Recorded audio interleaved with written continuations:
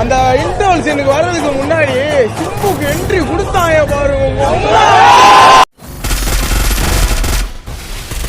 யார் சாமி இவன்? எங்கிருந்து வந்தார்?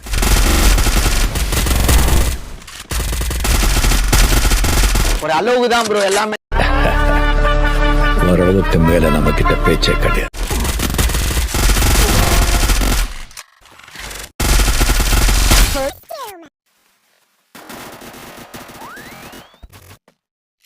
இவன் என்ன குரங்க விட மோசமா தவறா?